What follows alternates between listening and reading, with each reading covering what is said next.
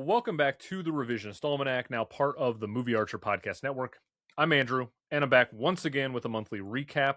And again, I have Heather Stewart here with me, so I no longer have to do the void talking that I so wanted to avoid. So Heather and I are here together. Hi, Heather. Hello. Hello. Are you nice excited? It's wonderful. We've got a lot to talk about. Lots. A lot's happening right February now. is a short month. Right. You would think that there would be less to talk about, but it's actually the opposite. So what we're going to do is we're going to lead off. We're going to start by talking about the Wuthering Heights film and all of the stuff around that, since Heather, Amanda, and I just came off earlier this month doing a Wuthering Heights Valentine's Day special. So we'll lead off with that. Then we'll get into some of the movies that Heather and I watched throughout the month. And then we will do a little bit of awards season coverage. And then we will kind of plug you on all the things that we have coming up over the next few weeks. So that's kind of the agenda for what's going on now. But we will start with Wuthering Heights, which is the big release of January. And, the big release of February. I haven't slept in a couple days, so my brain's wandering. I will give you my shortened version of my thoughts on Wuthering Heights, and then I will turn it over to Heather, who is the expert on the subject. I have been schooled many times in our direct message conversations we've had. So leading up to the movie, I had seen the 1930s version years ago, but I had almost no frame of reference for it. So I watched two versions the week of the release of the new film. I watched the 90s version, which stars Ralph Fiennes in his debut and Juliette Binoche. They're both beautiful, as you would expect. Friend of the pod, Ralph Fiennes. Yes. That's the kind of movie that is dangerously close to making a Mount Rushmore, I think, for him. He's that good in it. I'd be tempted to go back and watch it again. He was that phenomenal. First ever film role. Yeah, and he is a beautiful man in that movie. And then I watched the 2011 version, which is directed by Andrea Arnold, and that movie I think is a little less interesting to me based on they spend a significant amount of the time on the characters when they are kind of not even at teenage level. Like they're very young in that particular movie for a long time, but I think Andrea Arnold does a really good job of casting that movie spot on. So I think if I smushed the two versions together, I would be very happy with what comes through those two movies, but I like each of them kind of for separate reasons. As far as Fennell's version, I thought it was very stylish. I think she has a great visual language across the totality of her three films, but I thought the story was shockingly dull, is my main takeaway. I was expecting, based on the marketing for about a year now, that there was going to be something salacious or really provocative. I felt like she was going to try to push the boundaries a little bit, and maybe it might upset some of the people who are adaptation loyalists who want something, like a true carbon copy of what they read. But I thought at least she was going to do something that was going to push me to feel something, and I never felt anything, which was kind of weird. I was just kind of bored the whole time. And I've got a lot of problems with the casting decisions, but we'll get into that more as well. And then my main takeaway from that movie in terms of what I liked, Alison Oliver stole every scene she was in. She was phenomenal. She was wonderful in that movie. So that's kind of where I stood, is looked great, there was nothing below the surface to dig into. And I was kind of left underwhelmed by the whole experience. What about you though, Heather? You have much more of a relationship to this book, to the source material. Yes. So I've just today come off 1.25 hours recording with Jan and Sarah over at Movies and Oz. They weren't going to do this, and then they read my one sentence summary review on our letterbox. We're like, oh, we think we need to talk to Heather about this.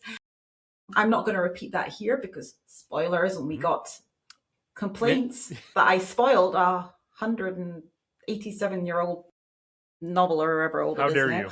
How dare I?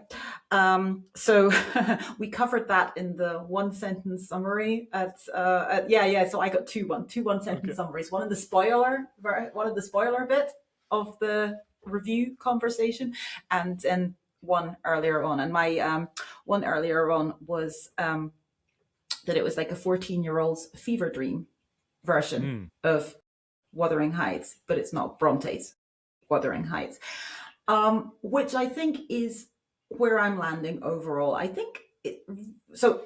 For more of my thoughts, please go and listen to Jan, Sarah, and me chat at length and completely geek out, mainly me and Sarah, because we both read the book. Jen had not read the book, which I thought was also interesting, because what I've been noticing as well in the conversation online is that the people who have read the book are a little bit more negative than the people who have not, and the people who are just going in having no knowledge and are just being pulled in by the marketing and Jacob Elordi and Margot Robbie, hot people, they're being generally more positive about it.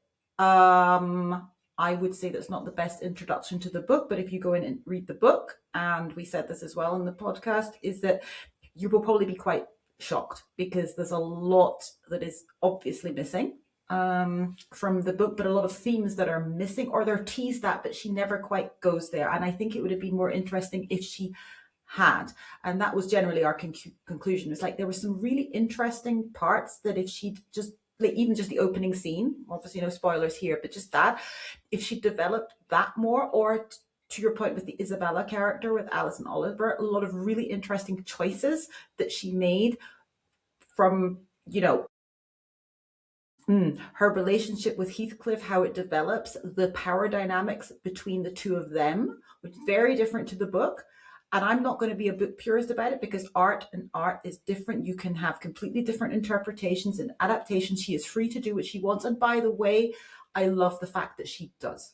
So let's put this out there. This is no shade to Emerald Fennell. She is absolutely, I am happy she is getting the budget to make her swings and to make the movie she wants to make.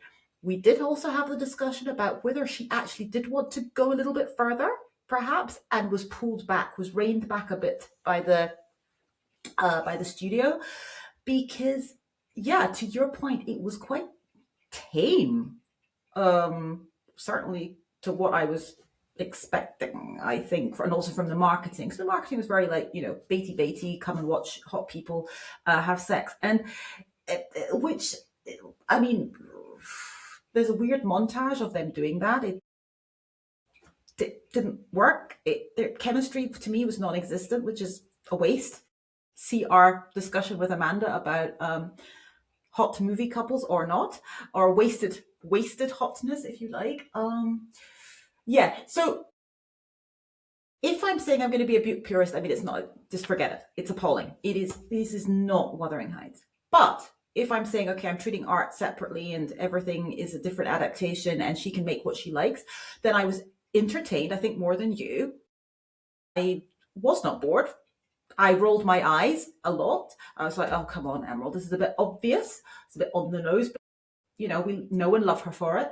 And if I completely separate and do not even call this Wuthering Heights, then I have made my peace with it. And I've sat with this film for like 10 days, and this is where I'm at. It is very entertaining to me, fan fiction. And it's a 14-year-old's memory, which is what Emerald Fennell has said. This is her memory of reading the book and what she remembers from it. And I think if you view it like that, then it is what it is. And then you can judge it on that basis, basically. But if you're starting to compare it with the book, just don't bother. And to be fair, none of the adaptations really do a great job. Let's be honest. It's not an easy book to adapt. And I think I said this to Jen and Sarah. I think the best version of the book is the Kate Bush song. Like, it kind of captures the essence almost of the book the best. So I feel like I'm pretty sure this has been developed into a miniseries in some form or fashion. Tom Hardy. That's right. Tom Hardy's in it. Yeah. I feel like there's plenty of room for this to be redone in like a 4-part series. I feel like there's so much depth to the book that you need more time. To your point, there were jumps in character logic throughout the film where I'm like, nothing made sense sometimes with where a character went from one scene to the next. Mm-hmm. And if she had had time to explore and let those arcs have more of a journey, I feel like this movie might have come together a little bit more, but it was very surface level to me. It felt like a music video at times. Yeah. She can stop doing the food. The food thing is just so edgy. I don't need to see an egg yolk again in an Emerald. Oh God, I forgot to. Oh no, that's all. And I know that's why I blamed it out. Oh. But so she's got 3 films in her book: Promising Young Woman, Saltburn, and this. I feel like people have different rankings of those three movies now at this point, but how would you rank her three films in terms of most In that order. successful, in Promising as her best, Saltburn, and then this one? Yeah, I think so, but I think I am automatically a little bit biased against Wuthering Heights. Although I was skeptical. I was always skeptical when I heard she is adapting it and these are the two leads. I actually thought it was fake news. Sorry. Sorry for the term. I know it's loaded. Yes, it is. Sorry. I thought it was not true. I didn't believe it when I first saw it because I was like, you cannot. What are you doing? I mean, Emerald Fennell taking Wuthering Heights, yes, completely, because let's go for this toxic weirdness. Let's go there with Emerald. We can do this. But then she's casting Margot Robbie, who's 35. She's a beautiful woman. She's 35. And Jacob Elordi, who is white. He's very tall and looks rather swarthy at times, but he's still white. But that, whatever, right? It's her adaptation. But I was just so skeptical. I was like, this is not. But then I was reading about the theories that people had about what she's doing with it. Oh, what do the inverted commas mean? I was like, oh, maybe this will turn out to be interesting. I'm going to go in with an open mind. And there was definitely elements of that there. So it's hard to say because Saltburn, I just at times just was just, I was kind of like really grossed out. Like, I mean, she's trying to be edgy for, shock value, which is fine. I don't find it particularly shocking. I just find it gross. Some of the things she was showing in that film was like, okay, whatever, but why? And I feel physically sick thinking about it. Yeah. So it's hard. I think so. I definitely a promising young woman at one. I think I need to sit with Wuthering Heights a little bit longer, but I just think there's more potential with Wuthering Heights, and therefore was more disappointing in a way. Like there was good elements to it that I just wish he'd got into more. So yeah, I guess that's my order. Yeah, Yeah. I have the same order as you. And, it's really, she makes movies that I think are designed to be seen in a theater with people to like all sort of react to the shock value moments. And I've found that as I've rewatched Promising Young Woman and Saltburn, I find that there's like the return is a little bit less every time I go back to her films. Yeah. I just feel like her movies aren't quite as interesting as maybe people think they are or she thinks they are or whatever the case may be. I also don't want to give her too much shade in terms of I feel like she's also taking an unnecessary beating because she's a female director and I feel like there's more criticism and exposure of things, and if this was a guy making the movie I don't think it would be as much of a talking point. Yet at the same time I also want to be honest with myself in that I question some of her motives with certain characters throughout her films now and their ethnicities, which I know we've kind of talked about casually, or maybe their social status based on in relation to her own upbringing. I think it's unfair for me to label her as anything yet. We're only 3 films into her career, but I think I've got like a flag raised now of like, oh, I'm interested if this is going to be a continual through line through some of her movies and the choices that she makes with characters who are maybe lower on the financial spectrum versus the more wealthy characters in her films. I don't know. There seems to be maybe something more there, and I don't know if it's a conscious or a subconscious thing. But I have some questions about it now, as having watched multiple films. I'm a little bit leery. Yeah. I mean, I think. I mean, I've said this as well. The thing with the difference between conversations between her as a female director and somebody like, I don't know, a Darren Aronofsky or whatever, who's also making very bizarre choices but seems to get away with it. And then a friend of mine, she came out of Wuthering Heights. She's like, yeah, this is like, as I said, glorified fan fiction. She says, but what is the difference, she says to me, between what she's doing in terms of, maybe salacious like content or kind of pushing that envelope and trying to shock for shock's sake. She goes, what's the difference between that and what at times Yorgos Lanthimos does? And she goes, she took Poor Things as the example. She says, that is Emma Stone basically naked for half a film. And I saw what she was saying, and I said, okay, well, there's actually, a story. She goes, no, but seriously. She goes, why are we talking about this in a different way? And I said, oh, well, one's a Greek man and one's a white woman. So yeah, she goes, it Yeah. sucks. Yeah, But it's fair. I mean, I think, because if you're looking at production design and cinematography, she works with the best. The craft in her films. This is not the problem, and I think she directs them very well. I question the writing at times, casting choices that she makes, the choices, and they are choices. It's not just because, oh, Jacob Elordi is my muse and I want to make him the subject of everybody's desire. I mean, yeah, I'll go for it, sure. But then why are you doing that in Wuthering Heights? And I've heard that conversation as well. Why didn't she just make a tragic romance with Margot Robbie and Jacob Elordi in the leads? Why did it have to be these loaded characters that have so much history and people associating so much with them that they're bringing in as baggage? And what you said about it, you not following the character jumps, that is what I was kind of like interested to hear, because obviously I have the knowledge of the story. So I know at some point Heathcliff goes, well, he's always been kind of sadistic and evil, even as a child. But then there's a sudden jump within the film.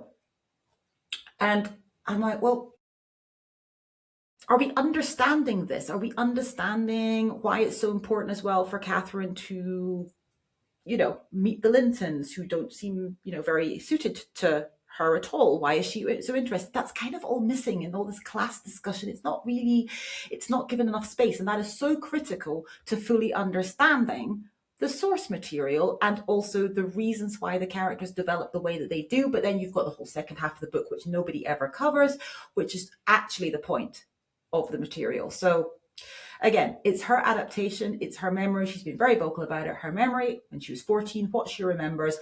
And I said this to Jen and Sarah earlier, I actually have the feeling she didn't return to the novel. I think she's literally like, this is what I remember from 14 and this is what we're going to make. Fair enough. This is fine. Yeah. Every time I see her in a press tour, I have that question of, I wonder if she went back and read this again, or if this is literally just her memories of that. And if that's the case, that's fine. Like I don't have a huge problem with it. Yeah, and you do have different memories. And I was saying this too, I'm kind of stealing the thunder from a few of the points I made with Jen and Sarah, but just very, very briefly. I would compare that to my memory of Gone with the Wind. So I watched Gone with the Wind, I think probably when I was a similar age, 13, 14, 15, something like that. And I realized at the time, racism, obviously, bad. That was obvious, but there's certain parts of that film that I was reading recently about today or yesterday, and I was like, oh my God, I don't remember that being in it at all. Like, I knew it was a toxic love between like Rhett and Scarlett. I knew she is like a manipulative bitch. I knew I hated Scarlett at watching the film. But I mean, there's parts of that I read about the other day. I was like, I do not remember that being in it at all. Kind of like sort of Rhett's actions. And so, but I think maybe I did romanticize him more than I should have done. And if I, as I say, did not remember any of that, and I'm like, oh my God, because you bring where you are at that point of your life to the book, to the film, to the piece of art. And that changes as you read it later. So I read First Wave Wuthering Heights, I think when I was 13 or 14. I studied it in depth when I was about 18. And I've reread it a couple of times over the years, but I've reread it very, very recently again now. And there's parts to it that I'm like, I remember this, but I don't think I fully grasped it. So, and so a 14-year-old is reading this book very differently, and she is maybe going to romanticize or remember the love story in inverted commas. Well, and that's why I think with the casting of Elordi and Robbie, all I can think is that she's like in her 14-year-old brain, that's probably what she knows the most is people that look like that, and she's probably projecting that vision onto the screen. And so I don't have a huge issue with that. It is interesting. The big thing I took away from this movie as I kind of walked out of it, to your point about, I think she's visually dynamic, yet I do think she struggles in the writing aspects across all three of her films a little bit. She reminds me of, I feel like I wish she would kind of take the David Fincher route. He's never been a prolific writer. Most of Fincher's work is with somebody else doing a screenplay, and he shines in the visual aspect of it and a lot of choices from that side of things. And I think Fennell's got the same kind of ability visually as someone like a David Fincher, where her movies feel very there's a certain thing that she does aesthetically that I don't think everyone can do. And I just wish maybe she would maybe attempt to take someone else's script and go with that and just let her skill shine through and see where it goes. I think I would be very intrigued by what she could do with somebody, maybe a stronger writer's pen. Yeah, and I think she's got a certain directorial style. She knows what she wants to make, and quite frankly, I am so happy that she's been given the budget to take these swings. Let's be happy for that. I'm not giving her a pass just because she is a woman, but let's also kind of admit the fact that, you know, what you were saying earlier and what I've said in earlier conversations is as well. There's certain things that we wouldn't be discussing if it was a man, and I'm pleased that people are giving her the money to make her vision, and I kind of hope it was her vision and they didn't get too involved. Part of me wonders if there was some involvement, as I already said, that things might have been cut out, but or she had to rein back it in a little bit. But yeah, let's see. You know, it's going to be a hit at the box office. It already is. I think it crossed 150 this weekend. Great. So she's going to be continue to give him money, and yeah, it would be interesting to see what she does with someone else's screenplay and her directorial vision, and working with her, you know, craftspeople and her, you know, the below the line. Which, to be fair, absolutely great. I mean, the costume design, you can say what you want. I mean, who cares about if it's period accurate? Right. But like, you know, some of these dresses looked amazing. It's great. We're gonna have that same conversation in a few months when we get to the Odyssey, because people are already dissecting the. Oh yeah, we got into that God. as well earlier as well. It was Yeah.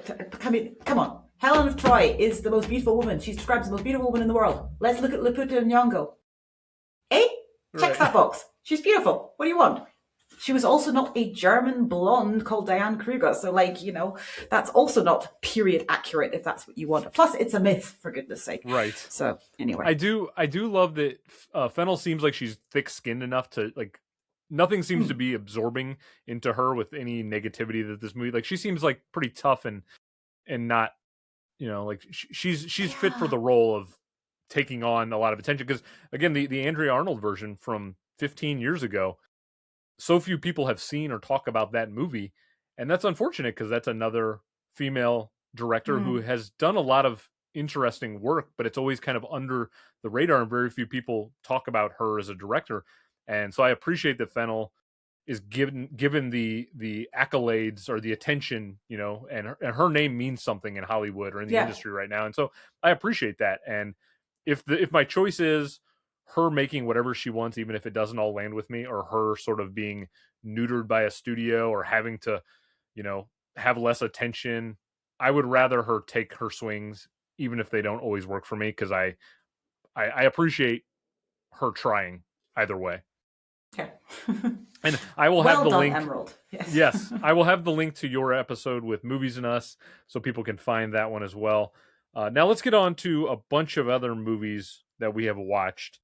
Yes. So I want to start really quickly with, because it's a hot topic in the last 24 hours, I want to start with the film I Swear, which I was able to watch in February.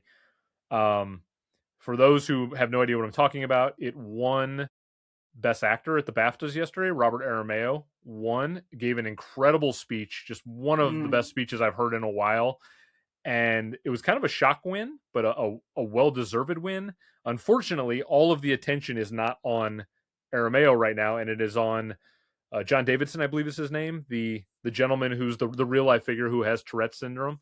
And he said something during the show when Michael B. Jordan and Delroy Lindo were on stage, and that has created this huge war of words online with people. And I want to address one thing first off. The film is incredible. For people who have not seen I Swear, I do hope you check it out, because Heather, you and Morgan had done a BAFTA nominees episode, and Morgan was really praising the film, and he talked about the idea that, like, more biopics should be like this, where it's about somebody who's not that well known and you elevate their story. And I 100% agree with Morgan that this is the kind of thing I want to see from a biopic, is a story about somebody who definitely deserves that attention.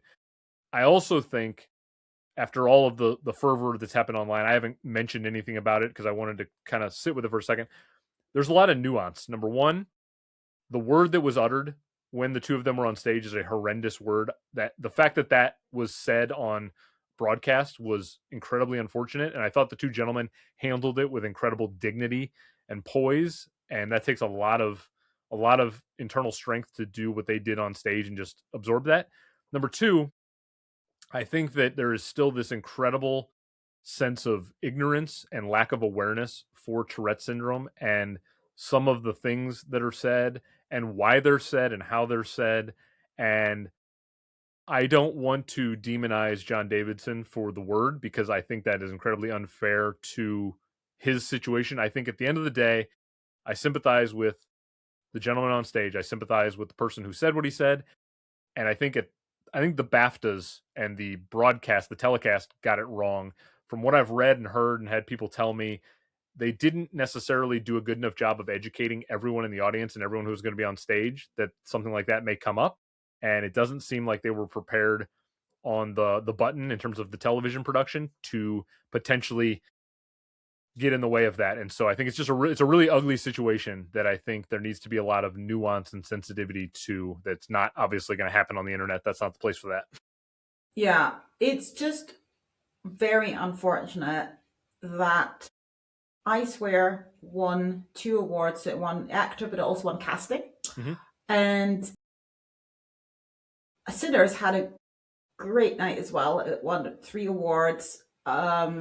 And Ryan Coogler gave some wonderful speeches. And I love him. I love him. He's kind of not so polished eloquent, Yes. but he's still so eloquent. I love it. Yes. He just speaks from the heart. There's authenticity. He stumbles over his words. He makes mistakes, but it's so authentic. I also loved his speech on behalf of Ludwig Göransson. It's so cute. If you need to go and watch that speech, he delivers it so well. And they've been friends for years, so beautiful.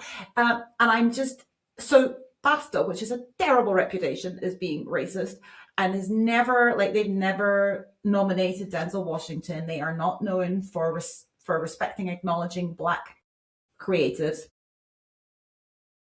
They gave Sinners so many nominations. It got 3 major wins, which was kind of more than I was even expecting, because I was like, well, you've actually lots of nominations and you've got to translate to the wins. Where are they going to pick them up? And they got 3.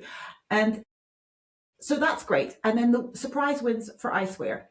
Wonderful. Also, good attention for Tourette syndrome, which, as you said, there's very little understanding for, and could have been a great advertise. I think it still actually is quite a good mark. I was saying to my friend, actually, it's quite good. If you want to go and educate yourself about the syndrome, go watch the film, which, by the way, I don't think is out in the US yet. So actually, I was reading it qualifies for Oscars next year, which is kind of cool. Okay. Yeah. So, it's not like he was ignored by Oscars. The film just was not eligible. It will be eligible next year.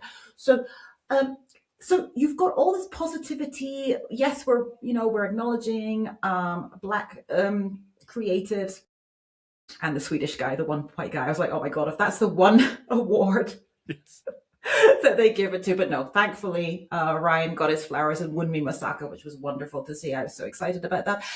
And then I Swear getting the flowers. And then, but both of these things are being overshadowed because it was, as you said, it was the 2 gentlemen from Sinners who were presenting for visual effects, who were the ones he was shouting for a lot more of it, but this was the one that obviously got the most attention because of the particular slur that he used. Now, apparently, what was said before was a general FYI to the audience. It was an announcement beforehand, but you don't know, was everybody already in the room, etc., etc. You know how these things are, because people fill in at different times, they come in late, whatever. You've got your seat fillers. They did say that he was in attendance and there may be some, how did they phrase it? There may be some commotion or some disturbances or something. People feel that didn't go far enough to saying what might happen. What has been kind of ridiculous has been the dialogue about what I read. Somebody said, the person who said this word has been brought up in Scotland. How does he even know this word and have it in his vocabulary? I mean, please. I'm from Scotland, right? I know this word. We know this word. Globally, we know the word. It's globally a known word as being a racial slur that we should not use. You see it used. I mean, we just have to watch a freaking Quentin Tarantino film. It's depicted in so many films, yeah. Please. Now, what I think has been some understanding is like, well, why would he use that word if he didn't have those feelings or these thoughts anyway? So he must be racist anyway. This is not an excuse. I think that's just throwing a lack of understanding for Tourette syndrome and his specific variety of it, which, by the way, only affects, I think, about like 10%. 10%, I read. Like yeah. it's not a high percentage, because most people think of the kind of the, you know, shouting out slurs and things like that. That's actually only 10%. The rest is just like tics. Like, you know, but there's some great material out there. I think people should go and educate themselves. And again, if this is a great, you know, go and watch the movie, right? So I think it's just really unfortunate. I don't think there's any good to have come out of this. I think they should have cut it from the broadcast. It apparently was not audible in television, my friend said. Like, you just heard and you saw Michael B. Jordan's and Delroy Lindo's faces. They were like, okay. I have not watched it. I haven't watched it. I couldn't bring myself to watch it either. I couldn't bring myself to watch it. Apparently it wasn't audible, but people in the room heard it. Alan Cumming then did some kind of apology. People felt it didn't go enough. If you were offended, you know, well, I just think there's nothing good to come of it. They cut other things, like somebody said, Free Palestine, that was cut from the broadcast. They could somehow have figured out a way to do something, maybe just show visual effects, like, hey, an Avatar one, because they cut a lot of the announcements of a few of the other like awards. They said, oh, and by the way, documentary short, and here's the winner. They're giving the speech. They didn't do the actual announcement. So there was the potential to do that with a 2-hour time lag that they have, by the way. So it's not live, everybody. BAFTAs, it started at 5 p.m. UK time, and the television broadcast started at 7 p.m. and it was abridged. So they do edit it and cut it down. So there was that.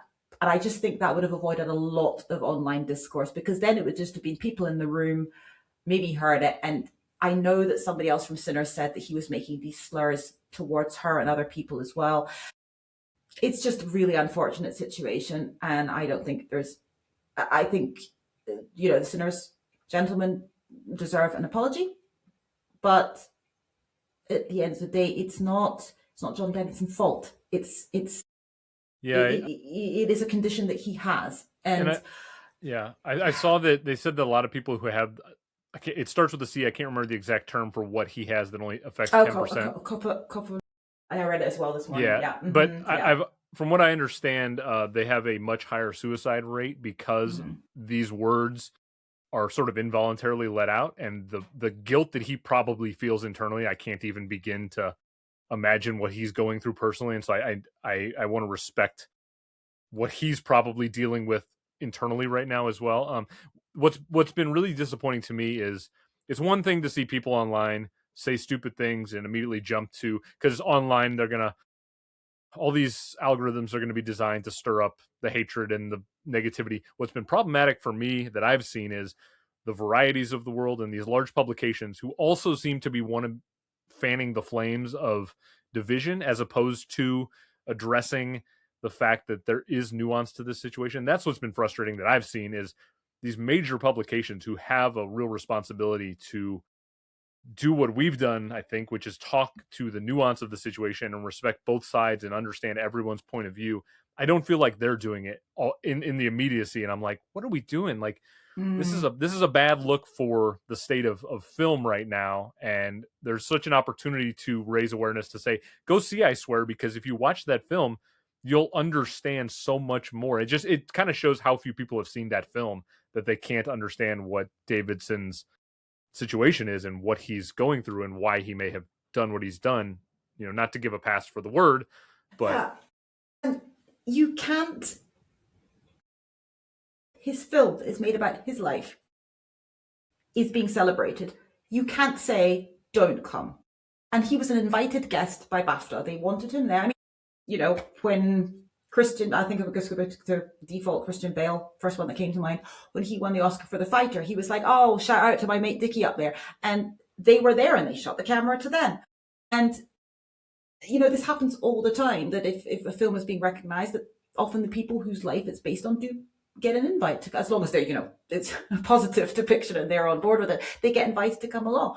And I think it's absolutely right that he was there. And that's why they did say apparently at the beginning that there could be some commotion. I mean, this is just Britain being typically downplaying things, a little bit of commotion. Oopsie. Yeah. I mean, not to make light of a situation, but I just think it's very, very unfortunate. And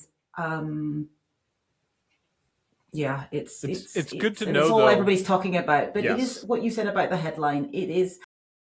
I saw a headline which literally said. So I literally said, not literally because I'm paraphrasing, so it wasn't literal. But it was it didn't even mention Tourette's in the first bit. It just literally said, sinners, actors are insulted by the N slur during BAFTA broadcast. Oh, that's intrinsic. Well, yes, but also, and who's going to go and read the articles? People just read headlines nowadays. Somebody says, hey, did you read about that? And I find myself also saying, oh, no, I didn't read about it, but I read the headline. Oh, and I catch myself. I'm thinking, no. And that's just it. The headline is not wrong, but it is only half the story. But that's what's going to people remember. And it's just really unfortunate on two sides of the coin. Yeah. I'm glad you brought it to my attention that Aramayo may indeed have an opportunity for an Oscar nomination next year, because he is 100% deserving of awards love. That was a great win.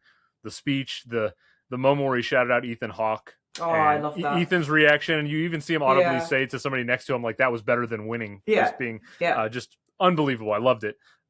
Let's talk about, though, the movie that you finally saw, which unfortunately for it last night had not so good of a night at BAFTA, going 0 for 11, which was a record-setting night, as I understand. You finally saw Little Timmy and Marty Supreme, and I did. I'm not going to spoil what you told me right after you saw it, but we were all very anxious. What would you think of this film? What would you think of Chalamet's performance? Where do you stand on Marty? Yeah, so I think my words, as I just came out of it, I think my words to you and Amanda were, okay, I get it. That was it.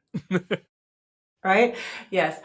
And then I expanded on that and to say, I think my reaction is very similar to Amanda. Like, she went in being generally a little bit skeptical about Timothée Chalamet's acting prowess. Not that he's not good, but just why the massive hype, whatever, yeah, sure, he's good, but so are many other people.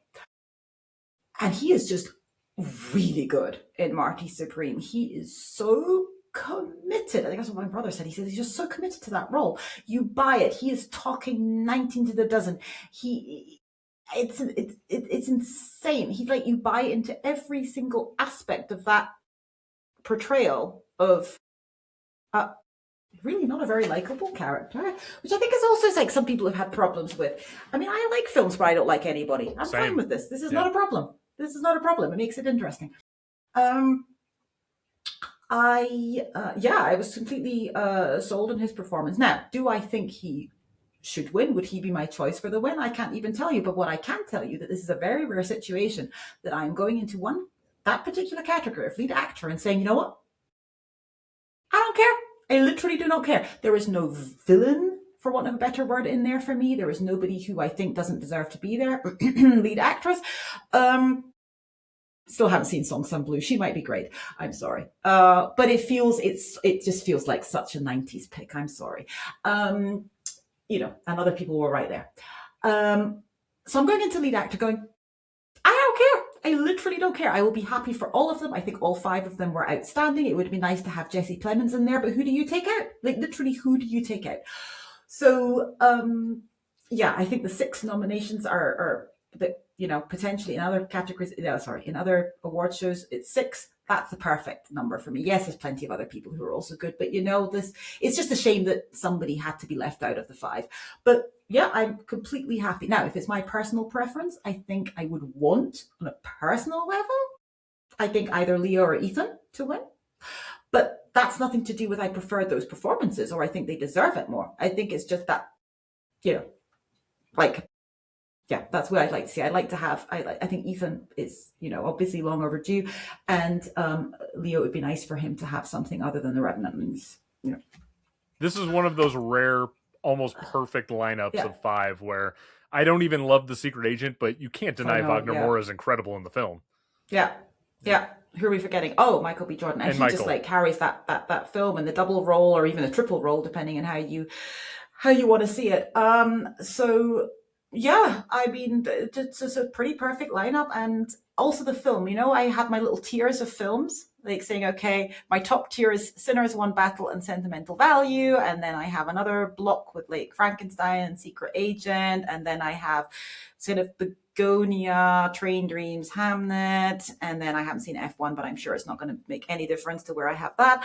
And I like going, I think Marty Supreme will settle in nicely to the second tier. That's where I thought it would go in. You going Nope. top tier? Top tier. I still have it probably fourth behind the others, but it's not. It deserves to be in that top tier. So with the other three. So yeah, it's not. It's okay. Well, I was not expecting that necessarily, but it just moved. I enjoyed it so much more than Uncut Gems. Yeah. And that runtime just flew by, and You never know it which was- way it it's was going to great. turn. It's constantly taking different detours of where you think it Also- might go. Supporting cast genuinely great as well. Everybody is it. I mean, we don't really have as much history with Kevin O'Leary as you know, as you lot do. We like we don't. I mean, I haven't seen him on what is it, Shark Tank? Shark Tank, right? yeah. No idea. I thought he was great. I thought Odessa Zion was terrific.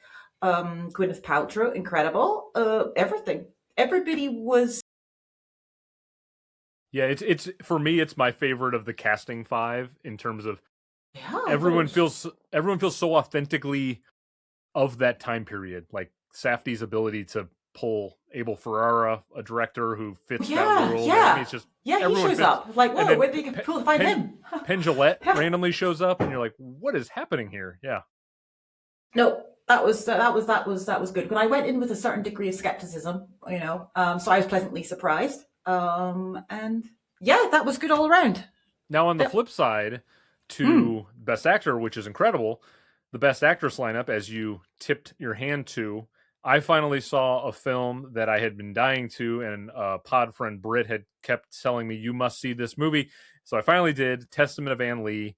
I was already saying Kate Hudson should be nowhere near the top 5, having not seen Anne Lee. And then I saw this film, and how in the world is Amanda Seyfried not in this race, and probably not the front runner? As much respect as I have for Jessie Buckley and Rose Byrne, who are both brilliant, The Testament of Anne Lee is phenomenal. It was not what I was expecting. I went in almost with no expectations, but it was incredible. The choreography of some of the musical elements of the film was amazing. It made me take a deep dive into this religious sect, which is a prominent piece of religious history in America. And my big takeaway from this film is, I think Mona Fastvolt, the director, who's married to Brady Corbet, I think she's actually the superior filmmaker of the two. As great as I think both are overall, when I think of Brady, I feel like there's a bit of pretension to him where he's like, I'm going to make my 4-hour movie and you're going to love every single second of it, and you're going to indulge in this as much as I'm indulging in it. And as I was watching Anne Lee, I thought Mona knows how to edit a film so much better. And she seems more quietly confident in her filmmaking ability, that she's like, I don't need this movie to be 4 hours to tell you the story I'm going to tell, versus Brady, who's already off making another 4.5-hour plus movie or whatever he's doing right now. Western as well. Yes. And it's going to be NC-17 and all of this, etc. And it's like, I was stunned at how skilled Mona was as a director watching Anne Lee. So I hope you get around to it, because I think Amanda Seyfried is the best female performance of 2025, and maybe the best acting performance of 2025. She's that great. Unbelievable. I don't even know when it's got a release date here. Whenever it does, check it out. Yeah, it's on my watch list. It's been Yes. on watch list for ages, and at some point it will pop up in the schedules, and I'll be like, oh yeah, that was a film that came out. Now, you also teased me yesterday. You said you're watching a movie that you weren't going to log on Letterboxd. That you were gonna, that we were going to talk about. I have an assumption of, or I had an assumption, but I could be wrong. What did you watch? Okay. Well, hang on. Do we want to then switch from things and talk to my 52-day movie Let's do challenge, that. which Yes. is ongoing? So Okay. for people who maybe didn't listen to the last month, you're doing a 52-week movie challenge in conjunction with a book you got from your brother, I believe, for a birthday. Right there. Christmas. Yep. Christmas, yes. And so you had already watched 4 films in January. And if people want, they can go to the Rev Almanac letterbox page, and there's a list there tracking them. As we left off in January, you were about to watch Cats. Yes. And I did. You did watch Cats. And then you also watched, I know, AI Artificial Intelligence. Yes. And that was 25th anniversary. If everybody wants to know categories, Cats was the starring animals. So it's kind of cheating, but, you know, I was like, whatever. Well I don't want to watch Babe. AI, Artificial Intelligence, by the GOAT, was a 25-year anniversary this year. 2001 was AI. I assume you liked AI more than Cats. I possibly had more fun with Cats, to be honest. That's fair. So my husband was watching AI with me, and then at some point, I can't remember at what point, just when it started getting a bit silly, he was like, oh, God, no, I can't be bothered, I'm going to bed. But he goes to bed, and then he asked me for a summary of what he missed. So I told him, and he went, no, you're making this up. I said, I'm sorry, I am not that creative. I am not that weird. My brain does not work like that. He goes, that's what happened? And I went, he goes, no, come on. What? And he's like, oh, where's this coming from? I said, this is literally what happened in the film. Do not overestimate my creativity, because there's no way I would make this up. And he's like, oh, okay, all right. Well, I think I went to bed at the right time. Yeah, I don't know. I wasn't. It gets better on rewatch. The first time I watched it, I was not a fan, but I've come to. I was just like, I mean, Haley Joel Osment, like, what a kid performance again. Where's the rest of the stuff that I watched? Okay, yes, so that was Cats. Then it was AI. Then I cheated and called Wuthering Heights the book adaptation. So that was the thing. And then you can guess what it was. I'll tell you the category. The category was, okay, so first of all, I have to say this is one of my most egregious blind spots. And secondly, I have to tell you that the category was set during a historic war. What did I watch yesterday? Dunkirk? I've seen that. Come on. Nolan, please. I was going to say that would be a shocking omission for your Nolan love. I do need to rewatch it, but I have seen Dunkirk, of course.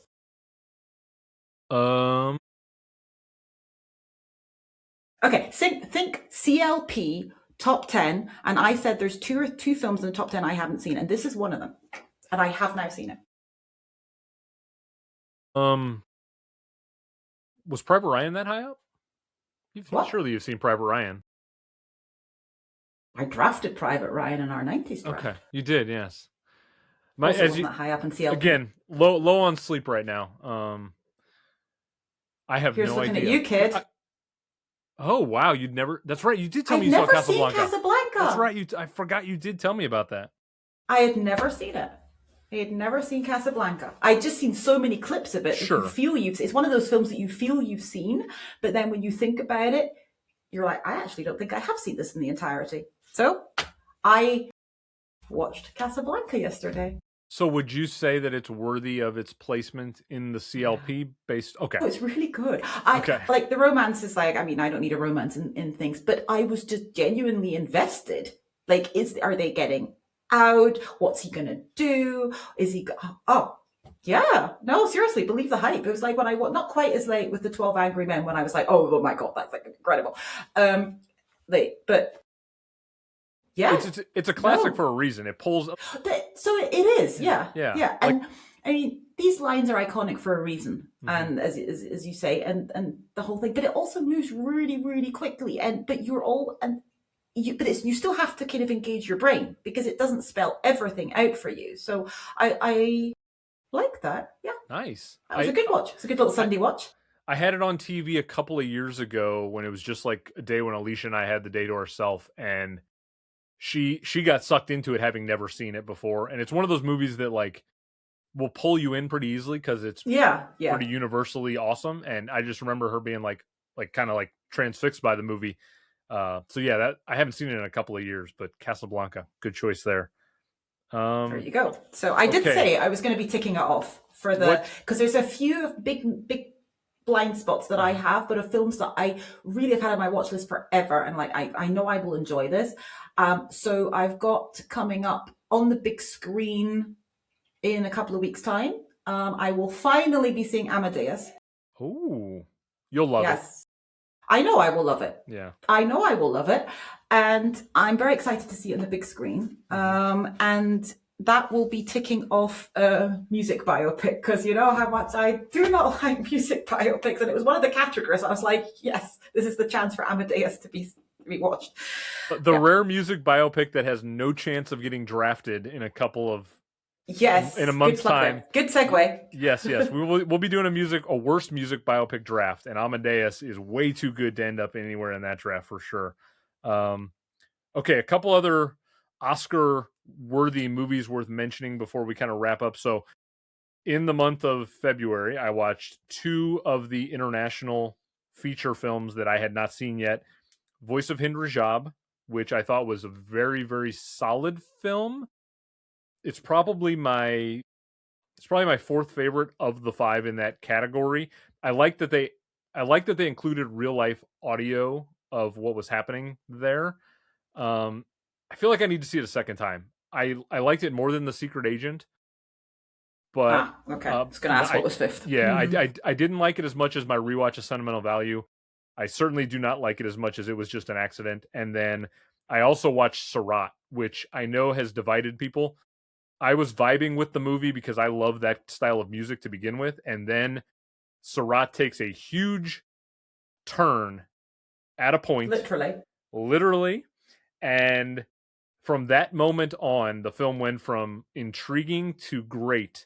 And I could not prepare myself for what was to come because it was so shocking that I thought, okay, they have set the stage for anything can happen at this point. And I really loved it. I don't know if it will hold up as much on a second watch, but I thought the first experience was so surprisingly edge of my seat that I vibed with that movie really hard. So those are the 2 that I watched. We're a couple days away from the end of March or the end of February. I think the only films I have left on my Oscars checklist of watching everything nominated, I haven't seen that animated film Arco, which is a Natalie Portman push movie. I haven't seen the Japanese film that's up for makeup and hairstyling, which Tom Cruise has been pushing hard. And there may be a 3rd film out there, but I think I'm down to like only 3 films that I haven't seen across the totality of all the nominations. So I've almost got them all done. But I know you've seen some other stuff. Yeah, but I have no such ambitions. I'm not going to go. I haven't seen a single Avatar film. I'm not going to start now. Oh, that's the other one. I haven't seen Avatar yet. That was my 3rd. And that's one of those, if I get to it, I get to it. I don't care. Yeah, I've seen one Jurassic Park related film. I'm not going to go and see the rest. I'm good. I did, however. So apart from Marty, which was important, I talked about Hind Rajab, I think, on our recap last year. So I'm kind of like also a little bit mixed, but I think it's important, and I'm pleased it's in the 5, even though I preferred no other choice. But which I just saw a couple days ago. Yeah, and Hind Rajab isn't the one I would chuck out. So because I'm one of those people on the other side of the fence on Surat. I saw The Singers, which is now on Netflix for everybody. Yes, that's how I managed to see it. Thank you, Netflix. Yay. And I saw Jane Austen's period drama, which is now available globally on YouTube. Yes, and it's not blocked. Yes, that was my thing. I was like, here's the link, and Andrew is sending me all this link, and they're like, check it out. And I'm like going, it's blocked. It's blocked. But they've released it globally. So yay, thank you very much. That was nice. Did you like both of them? Yeah, I like them. I'm just, The Singers felt a little bit, it was too short almost.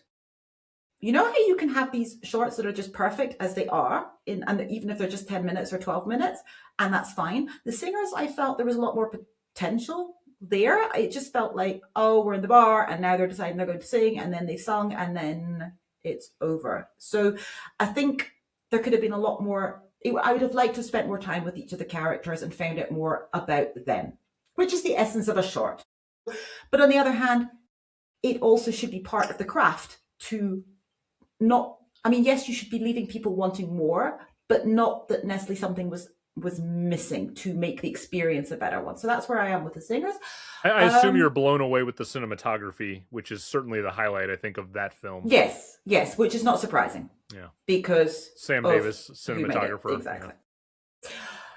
Jane Austen's period drama. This is a little bit, I mean, it's quite twee, isn't it? It's like, I mean, it's, it's your quirky, I mean, some of it was quite clever with, Sir Vix and all this kind of stuff. I could see the humor. I didn't necessarily laugh, but it was quirky. It was, it was fun. It went by quickly, kind of quite, an important discussion as well. Like, that we should be talking more about, or helping men perhaps to understand women's menstruation, and because there's so much ignorance out there, as we saw depicted in the film. Yeah, that was nice. I mean, it's quite funny that that's nominated, because to me it felt very quite light, but it's great to have a comedy in there as well. It can't all be like really heavy stuff. What do I think is winning? I do think Two People Exchanging Saliva is probably the front runner, not just because it's got a quirky title, and they love that, but it strikes me as being just the best in terms of, as we discussed last month, there's a whole world that they have got in the back of their minds, just like, Yorgos Lanthimos, when you just are thrown into it and you have to go along with it. And I love that. And the fact that you said to me, oh, they're thinking of developing it into a full-length feature, I'm like, I would go and see that, because I want to find out more about this world and all their kind of crazy, dystopian thoughts that they have for it. So I think that, probably of the ones that I've seen, I think that's the one I don't know if it's the one I enjoyed the most, just kind of sitting with it, but it is the one that I think is the best.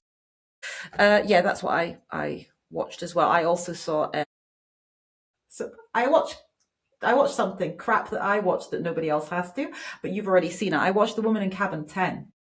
Oh yes, that was so bad that it was out of my memory immediately after turning off. It was terrible. Oh no. And I also watched The Witch. The Eggers 2015 Sorry, Witch? The Witch. The Witch? Yes, yeah. The Witch. Yeah. So have you seen all of Eggers' films now? Nope. No. Nope. Lighthouse? Nope. That was my first one. Oh, that was your whoa, that was your first one. Yep. Did you enjoy it? I never saw Nosferatu. I didn't get to it. It was only in cinemas for such a short period of time here. Yeah. I totally get what our friend Adam Freed, about Black Phillip. Yes. I get the nomination. Sorry, for listeners, when we did our 2016 draft, Adam Freed set a precedent, which is still to be matched, although people have teased that they will do it. He nominated an animal performance for Best Supporting Actor, but I get it. I get it. Yes. Yeah. That goat is an evil asshole. God. Did you have any trouble with the dialect and the language? Please. No, okay. Because no. And that's what makes Eggers, all of his films, so spectacular to me, is he understands setting and time period so well, and he makes sure all of his films feel authentic to whatever they are. And so definitely. I can't. His werewolf movie is probably going to be phenomenal this Christmas. Yeah, I think I need to go and check out the rest of this stuff. It's all sat there on my watch list, but so I was really confused because I was watching it, I was like, I don't know, this was set in Yorkshire. And it's not. It is set in New England. But the choice of the English dialect that they use, which is very specific. And I was like, well, this is weird. Why are they using this dialect? This is very odd. But then, of course, I read about it. And of course, it is historically accurate because people who came across in boats from England to the East Coast of the United States, of course, they came with their accents. So if they're first generation settlers, you can expect that at least the first couple of generations are going to have that accent. So Again, I don't even know why I doubted it, but I of course had to check. I was like, this is confusing to me. Yeah, I think that was good. you made the right call going back to the beginning with Eggers. Like, I think it's nice to see his progression as a director from the 4 films he's done. So that was probably the right way to go with that one. I can't wait to talk to you when you eventually do get to the lighthouse. There's a lot to unpack with that one. Yeah. Yeah. I'm still a bit scared of that one, but reasonably, understandably so. Yeah. Okay, so wrapping up really quickly, we got a bunch of stuff to plug too. Heather and I are busy people right now. So here's kind of a rundown of what you should expect on the channel. Some of it's already been released, some of it will be released. So here in a couple of days, I will be recording an Oscars special with sort of the Movie Archer 5, if you will. So it'll be myself, Adam Freed, mentioned already, Nico Caruso from Nico Knows Film, and then Jen and Sarah from Movies and Us. The 5 of us are going to get together, and we are going to sort of run through some of the categories for the Oscars and what we think should win versus what we think will win. So it's not going to be a prediction. It's going to be what we think should win, and it's going to go in conjunction with the project that people are now starting to ask me about all the time, every day. Yes, I know for the last 2 years I've done this huge Oscars project on the social media pages. Quite frankly, it got too hard to manage 400 ballots and all of the work that went into tabulating and creating and all that stuff. So what I did was I stripped it down. What we've done instead is we've done a Movie Archer Rev Almanac Oscars project just with a group of 11, basically. And so what we will do is on this special, we will do some of what is going to be featured on the ballot. So the actual Oscars special will release on Monday, Monday, March 9th. So a week before the Oscars, basically. Then during the course of that week, I will be releasing the ballots for myself, Heather, everyone at the Movie Archer team, everyone at the Rev Almanac team, so you can see what we all think should be winning in these categories. Then we will, of course, have the Oscars on the 15th. And then the day after the Oscars, the 5 of us, Adam, Nico, myself, Jen, and Sarah, we'll get together and we'll do a little bit of like a reaction to the Oscars, which will come up on the 17th. So look out for that. I also have a bunch of interviews in the can already. So look out for interviews with Meyer Levinson Blunt from Butcherstain. I did an interview alongside Britt from 1001 where we talked to Chris Lavis and Maciek Sherbowski for the film The Girl Who Cried Pearls, Oscar nominated. And then I also did an interview with the 2 creatives behind Retirement Plan. So those are all out there, a bunch of Oscar nominee interviews. I also was just on an episode of Movies and Us with Jen and Sarah for It Was Just an Accident. So go over to their page and check that out, as well as the Wuthering Heights episode. And then Heather has the big thing going on right now, and I'm going to let you plug away on this one. So the BAFTAs just happened. Could be chaos. It's going to be chaos. I cannot wait to see what unfolds. So you have crafted this BAFTA roundtable that you guys are going to be doing together. Yes. So let everybody know what's going to happen. Yes. So in a couple of days' time, I will be recording a BAFTAs. There's lots to talk about, as we've already discussed. Yes. More than I expected. Yes. So we'll have to see where this goes. I was not expecting it to go this way. I was like, oh, we're going to talk a little bit about racism, but no. Anyway, we'll see. Yes, so I have pulled together a little round table of some fellow Brits. So I will have Morgan from Hall of Film. I will have Simon Carr from Movie The Needle podcast. And I will have Martin from Film versus Film. And we will be taking, it was going to be kind of like irreverent and like, oh, this is also stupid. Like, who cares about awards? But I think we may have to touch on some serious stuff too. Yeah, so we're going to do a little bit of a BAFTAs, look back review. Did we watch the show? Did we not? What do we think? I guess we're going to have to go into the discussion with the Sinners guys and with John Davidson. Any surprises? What this means for the Oscar race? So, what are we particularly pleased about? Was there anything that disappointed us, etc.? So, yeah, that could be hopefully controlled chaos. We're recording that in a couple of days' time. So I think. It'll be up before to get that turned around. Yeah, it'll be up before this one's even up. Yeah. Yeah. Yeah. So that's that. Then also you mentioned Wuthering Heights, which I guess will also be out at a similar time as this, with Jen and Sarah. Also with Amanda on this channel, we are doing after the WGA Awards, which is kind of like the final precursor. We're doing because Amanda's like all into her data trends and what they, how do they help her predict and everything. So we're going to be kind of doing a data driven versus me with my vibes, kind of mixture, predictions episodes, the final predictions episode. I think we're recording that on the 11th of March, so I guess hopefully we can get that out before the Oscars, otherwise we're going to look stupid. And then we are preparing for our next team podcast, We've got a double. It's not the music Bopex. Yes. Yeah, we're gonna do over the course of March. We're gonna do 2 different Mount Rushmore specials in conjunction with 2 films releasing in March.